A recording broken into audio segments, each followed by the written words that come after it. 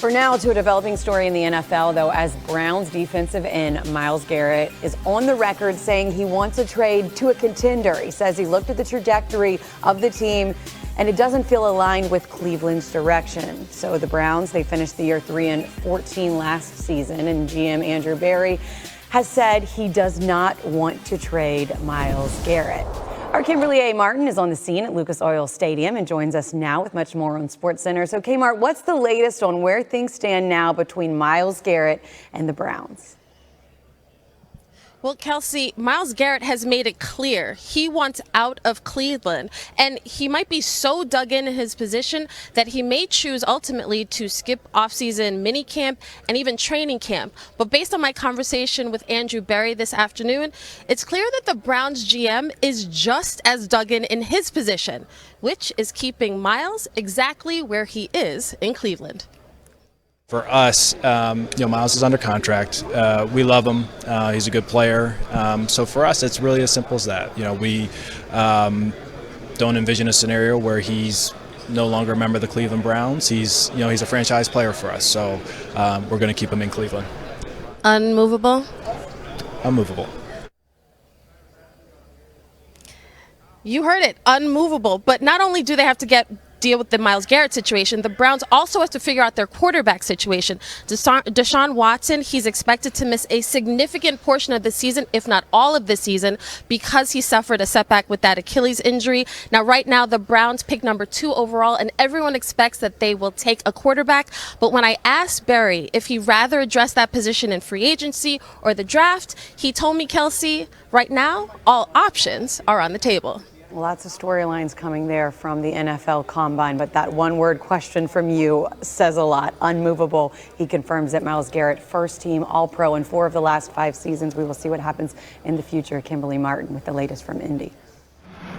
Another big offseason question, the future of quarterback Aaron Rodgers, after the Jets announced they are moving on from the former MVP after 2 disappointing seasons. It is a clean slate in New York for new head coach Aaron Glenn and general manager Darren Muji. They explained their decision on Rodgers. I will say this, there was never an ultimatum or rules of engagement for Aaron to potentially join the Jets again. That never happened. AG and I had a lot of dialogue, a lot of conversations, a lot of good thoughts, and just felt at the end of the day it was the best thing for the Jets moving forward, just going a different direction at the quarterback position. We're confident we're trying to win games. So that may be, it is what it is. So, and that's it. And the thing is, I don't want to disrespect any of the players we have on our team. And it kind of pisses me off and some of the other players that's what we all talk about. You have Quentin Williams, you have Quincy Williams, you have AVT. Now you have Joe Tippmann. All those guys need to be respected as far as winning games also. I feel like Aaron Glenn is already winning at the mic. After missing the playoffs for the 14th consecutive season, the Jets cleaned house. I mentioned they also hired a new GM and Darren Muji. The Jets have the 7th pick in Mel Kiper's latest mock draft, and he has them adding a quarterback, none other than Colorado's Shedeur Sanders. Much more on Mel's perspective coming up.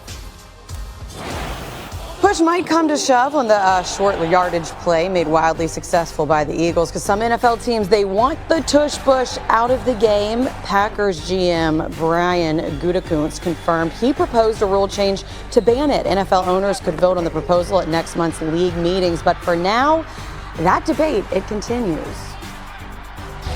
Yeah, I'm aware of it. We really haven't had very many discussions about it. I'm sure we will over the next few weeks as we head into the owners' meetings. But so I'm aware that we did, but really haven't had many discussions about it. I got to kind of look at the some of the information as far as injury rates, things like that, to see. But we'll see.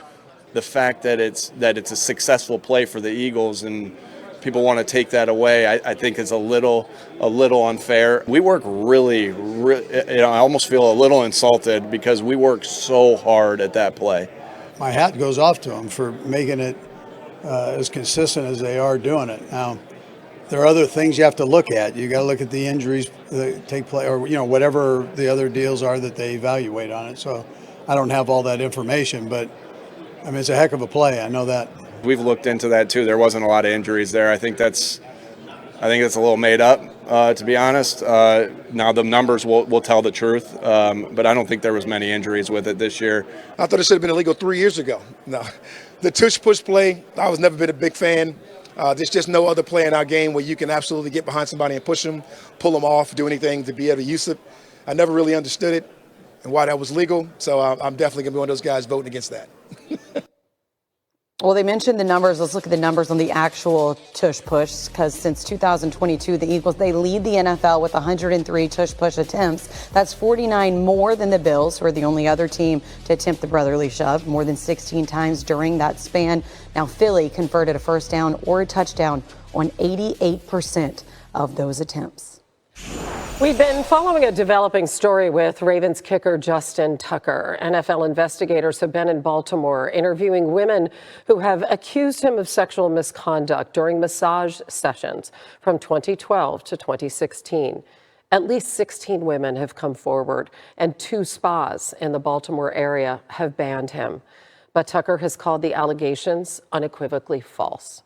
Baltimore General Manager Eric DeCosta and head coach John Harbaugh address the situation today.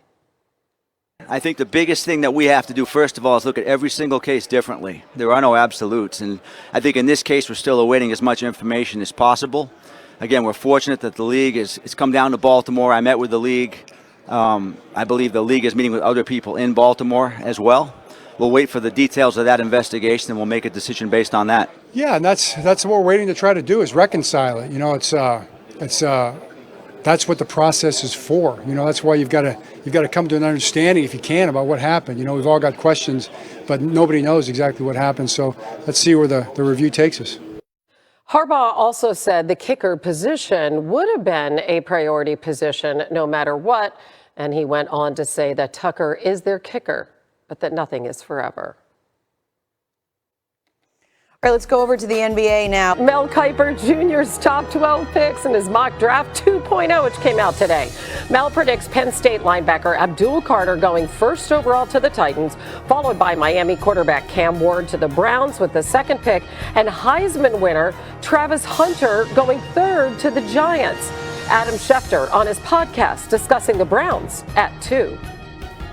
And so if the Titans decide that they're not going to go quarterback and they're going to go with a generational player like Abdul Carter or Travis Hunter, that leaves the Cleveland Browns with the option of whichever quarterback they deem to be the best quarterback in this upcoming draft. So to me, when we go over all these questions about the upcoming draft, the one thing that I feel completely comfortable and confident in predicting is that the Cleveland Browns will go quarterback at number 2. Meanwhile, some other notables from Mel's mock with the Jets and their new regime moving on from Aaron Rodgers. Mel predicts New York to land Colorado's Shedeur Sanders at 7th overall. Sanders, as you know, will not be throwing in Indianapolis this week as he sits out the workouts. He's going to wait for their pro day. Mel predicts 2 running backs going in the top 12, beginning with Boise State's Ashton Genty landing at 6th overall with Pete Carroll and Vegas, and then North Carolina's Amarion Hampton heading to Dallas at 12th overall. And the man himself joins us now, draft analyst Mel Kiper Jr., alongside our quarterback Tim Hasselbeck. So, Mel, let's start with Shedeur Sanders. Fascinating at the Jets there at number 7. Give us your take on that.